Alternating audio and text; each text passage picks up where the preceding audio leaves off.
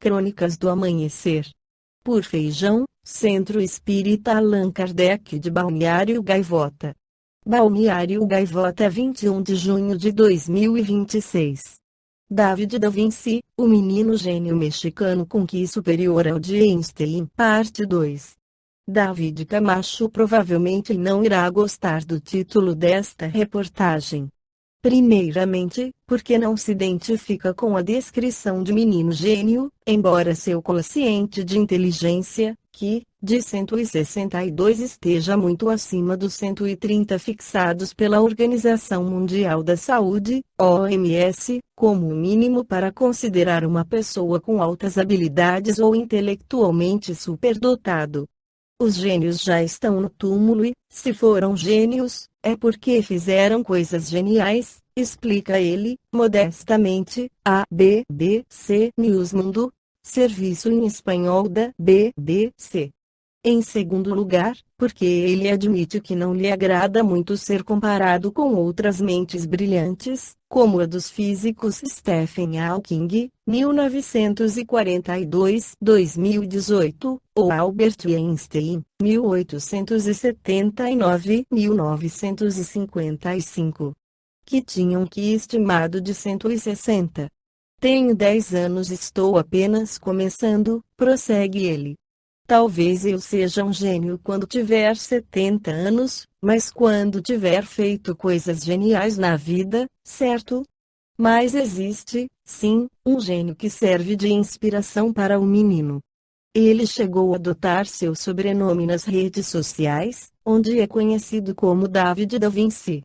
Minha professora do jardim da infância me ensinava muito sobre Leonardo da Vinci 1452-1519, como ele era polímata, alguém que combina ciências, tecnologia, engenharia, matemática, artes, ciências humanas, de tudo um pouco, recorda ele. Fiquei impressionado com a sua história, até que disse, quero ser como ele, para fazer grandes coisas. Da NASA para o seu próprio livro eloquente, sempre sorrindo e com um discurso articulado e surpreendente para sua pouca idade, este menino de Querétaro, na região central do México, conta casualmente que oferece conferências em universidades e para organismos internacionais. E está a ponto de publicar um livro. David Camacho também teve a grandiosa oportunidade de ser selecionado para visitar a sede da NASA em Houston, no estado americano do Texas. Ele participou de um programa de treinamento espacial, pilotou um voo simulado e vivenciou a gravidade zero. Seu futuro poderá levá-lo em direção à NASA, mas ele não quer fechar nenhuma porta. Gostaria de fazer a primeira cirurgia no espaço, ele conta. Criar a próxima SpaceX, ser o próximo Elon Musk, algo assim. Combinando tudo com os negócios, com as ciências humanas, tenho toda a vida pela frente. Atualmente, David Camacho estuda em uma escola internacional online, que o certificará para poder entrar na universidade. Ele fala espanhol, inglês, francês e alemão e começou a estudar russo, português e italiano. Ele garante que é um orgulho ter um quociente de inteligência tão alto e o que ele mais aprecia em ser uma criança com altas habilidades é poder entender tudo rápido e aprender de forma acelerada.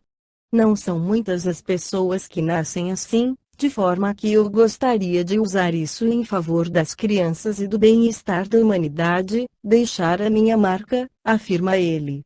Na Revista Espírita de fevereiro de 1865, Allan Kardec responde a seguinte questão: por que os espíritos dos grandes gênios que brilharam na Terra não produzem obras-primas por via mediúnica, como fizeram em vida, considerando-se que sua inteligência nada perdeu?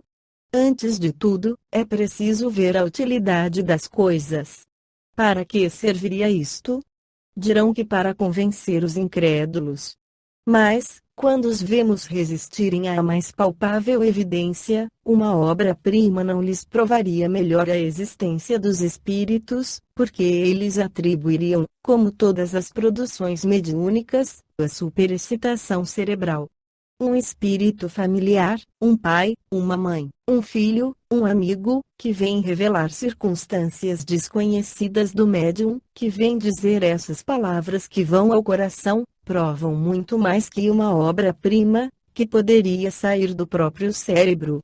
Um pai, cujo filho que chora vem atestar a sua presença e a sua afeição, não fica mais convencido do que se Homero viesse fazer uma nova Ilíada, ou Racine uma nova Fedra. Porque, então, lhes pedir prodígios de força que mais espantariam do que convenceriam, quando eles se revelam por milhares de fatos íntimos ao alcance de todos. Os espíritos buscam convencer as massas, e não este ou aquele indivíduo, porque a opinião das massas faz lei, ao passo que os indivíduos são unidades perdidas na multidão. Eis porque eles dão pouco valor aos obstinados que querem levá-los à força. Eles sabem muito bem que mais cedo ou mais tarde terão de curvar-se ante a força da opinião. Os espíritos não se submetem aos caprichos de ninguém. Para convencer empregam os meios que querem, conforme os indivíduos e circunstâncias. Tanto pior para os que não se contentam com isto, sua vez chegará mais tarde. Eis porque também dizemos aos adeptos, ligai-vos aos homens de boa fé, porque não falhareis, mas não percais o vosso tempo com os cegos que não querem ver, e os surdos que não querem ouvir. Agir assim é faltar à caridade. Não, pois para este será apenas um retardamento. Enquanto perdeis tempo com eles, negligenciais dar consolações a uma porção de gente necessitada e que aceitaria com alegria o pão da vida que lhes oferecesseis. Pensai, ainda, que os refratários, que resistem às vossas palavras e às provas que lhes dais, cederão um dia sob o ascendente da opinião que se formará em volta deles. Seu amor próprio sofrerá menos com isto. A questão das obras-primas liga-se ainda ao princípio que rege as relações dos encarnados com os desencarnados. Sua solução depende do conhecimento deste princípio.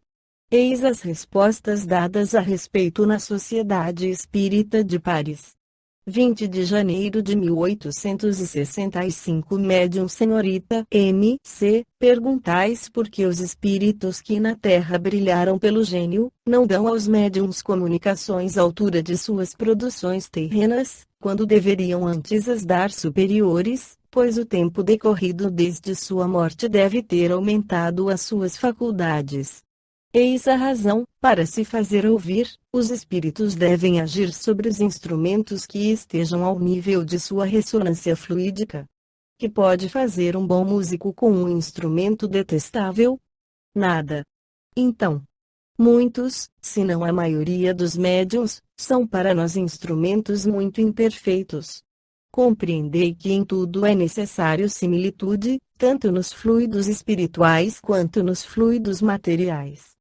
Para que os espíritos adiantados possam se vos manifestar, necessitam de médiuns capazes de vibrar com eles em uníssono. Do mesmo modo, para as manifestações físicas, é preciso que os encarnados possuam fluidos materiais da mesma natureza que os dos espíritos errantes, tendo ainda ação sobre a matéria.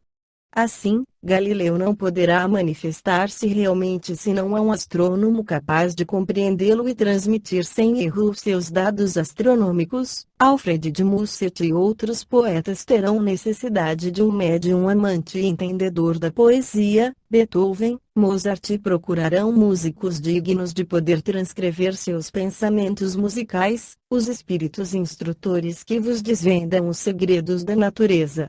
Segredos pouco conhecidos ou ainda ignorados, precisam de médiums que já compreendam certos efeitos magnéticos e que tenham estudado bem a mediunidade.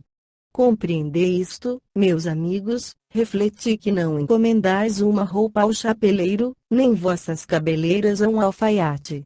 Deveis compreender que necessitamos de bons intérpretes e que alguns de nós, por não encontrar esses intérpretes, se recusem à comunicação. Mas então o lugar é ocupado.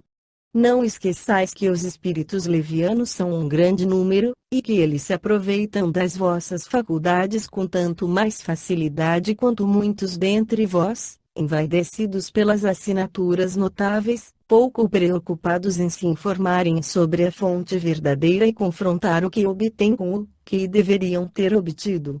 Regra geral: quando quiserdes um calculador, não vos dirijais a um dançarino.